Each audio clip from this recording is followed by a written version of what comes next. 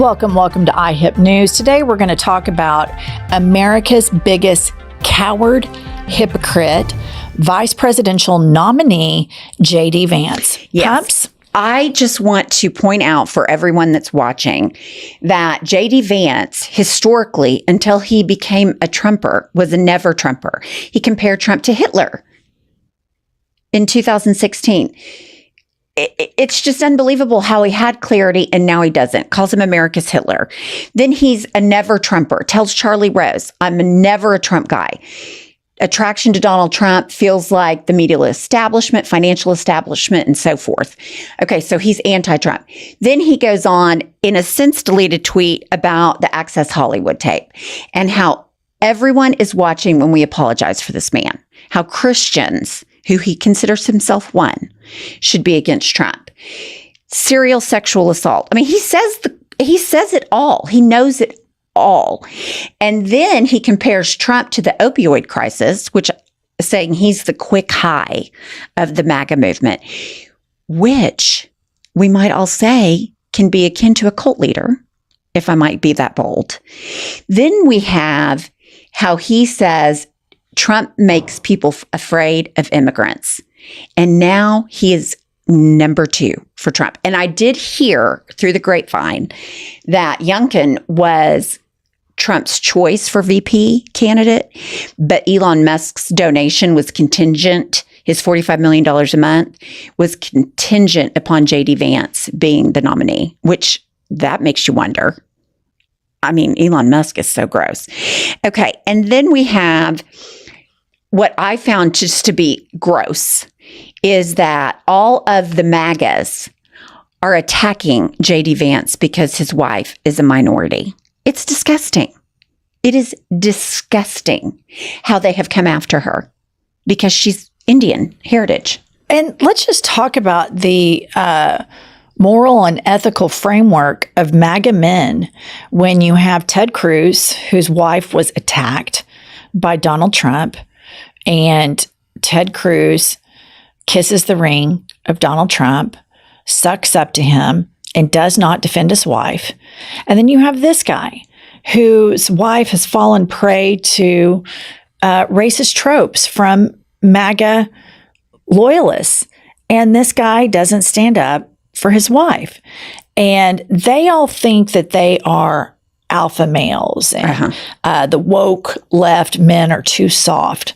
Well, I'll tell you what, all of the liberal men that I know stand up for women. That's right. They defend women.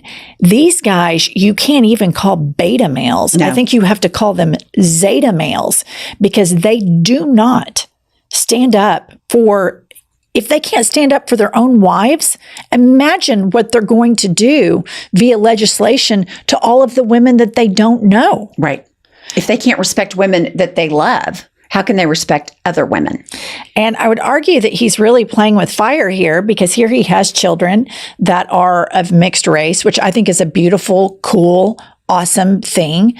But MAGA does not. That's right. They don't. And I just find it interesting that their dear leader picked this person, but they can't even, they're so racist, they can't even come around and support her. I mean, it's really... Well, the reason that they wanted J.D. Vance is he is friends with Peter Thiel, and he is a billionaire, Silicon Valley bro, gay, and a MAGA supporter. And why is he a MAGA supporter? Because it's financially beneficial to him. And Zuckerberg and Musk and others, you see this new wave of billionaires that are morally corrupt and that they want more power. They don't want regulations on their platforms. Look at what Elon Musk has done with Twitter. Right. I mean, I was just on it yesterday and it's an N-word here, porn there. I mean, it is just absolute dumpster fire. And it's, of course, all of these morally bankrupt people are all in the same place. But I just think it's especially degrading that these men, these MAGA men, will not stand up for women, even their wives. Right. It's really gross. And just so I did a little deep diving on J.D. Vance's policies. What does he believe in politically? What are his policies?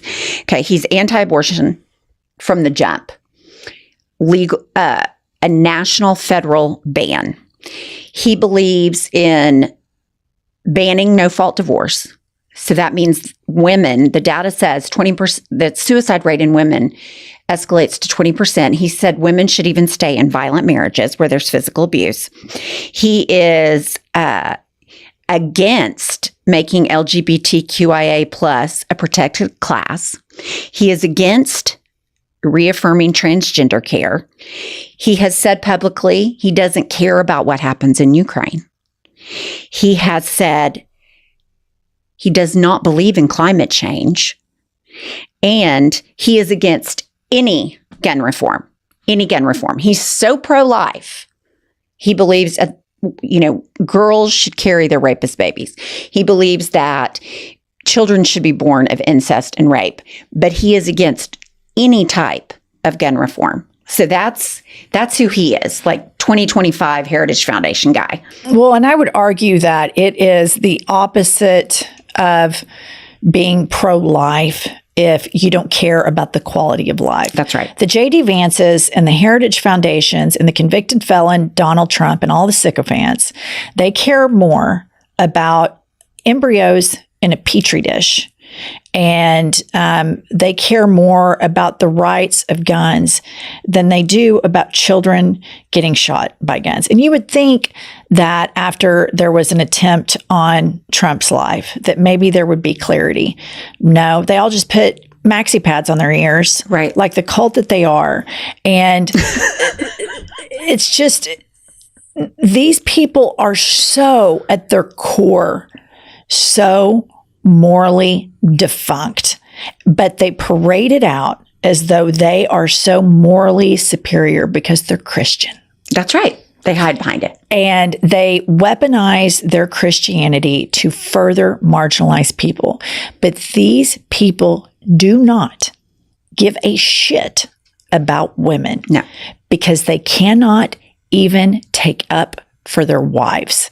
They cannot defend their wives. So people want to talk about, the nuclear family, construct. Think about what J.D. Vance's kids have to think about when they hear all these racist attacks on their mother, which they are an extension of their mother, which then ricochets down to them. Think about Ted Cruz's kids who hear Donald Trump attack Heidi Cruz. And they see their dad, barnstorming the country, basically in tears, crying on Fox News if people don't support him. And this is how these men even treat their own wives. Of course, they don't want us to have birth control. Of course, they want 12-year-old rape victims to have their babies. A lot of these men are pushing to lower the age of consent. Yes. They're pushing to lower the age of marriage. I saw one clip of some nut, some rube in some red state arguing about screwing his cousin. I mean, these people are, it's just Iron Age, magical thinking. But these people are so dangerous because they're seeking power. Right. And in their power, they want to hurt women, and they want to institutionalize sexism and institutionalize bigotry towards Black and brown people and the LGBTQIA plus community. It's wild to me that there is even a conversation as to which party to vote for right now. Yeah, it just seems absolutely like a no-brainer. And then we have, did you know that J.D. Vance has written a book? Yeah, Hillbilly Elegy. Yes. And in it, he kind of comes off as an elitist. Yeah. Kind of against rednecks. Yeah. And now I feel like he's the king of the rednecks.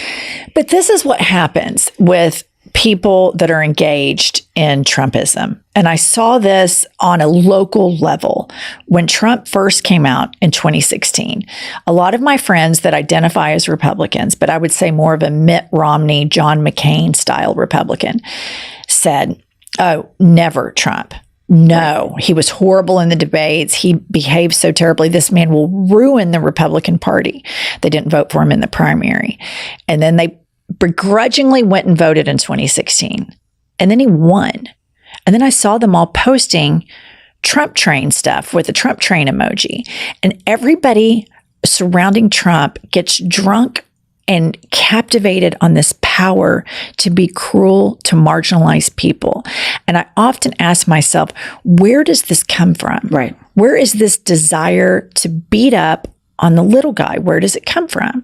Well, all of these people have one thing in common, and they're all extreme religious nuts. And if you look at what preachers and priests in this country do and who they want to beat up on, it's women, and it's the gay community, and it's the Black and brown community. And white religious people have a long history of berating marginalized people in this country. Look no further than the roots of the KKK. They were all evangelical religious nut jobs. Well, that didn't just disappear. It's been here the whole time. Now, instead of wearing the white robe, they're wearing MAGA hats. And they say, oh, your argument is you just call us all racist. And I'm like, you are. If the shoe fits. Yeah. Put it on and wear it. And I think JD Vance he started moving the goalposts, and they all get drunk on power. And there's something psychologically satisfying in the reward system of their brain to demean weaker, what they perceive as weaker people. And I think it's just morally bankrupt, and it disgusts me to the core of my being. Well, it amazes me that someone in 2024 can be so anti-human rights and equality and be picked as a vice presidential candidate. And I say that realizing the person that picked him is a convicted felon, serial criminal, serial fraudster. Just everything bad you can say, that's what Trump is. So it's no surprise, but the fact that there's a platform and there will be millions and millions and millions of people that are for that, it's very disheartening. There is no decency in a vote for the MAGA ticket. No. There is no decency. You have done a calculation where you have sold a part of your decency because you think somehow you're personally going to benefit from some tax break somewhere, and you're okay with that. And I say, just own it. If that's what you are, just own it. But to me, it's the moral duplicity in this country, particularly on the right, could be the doom of us. And I just think it's disgusting. Absolutely. All right, stick with us for more hot takes. It's so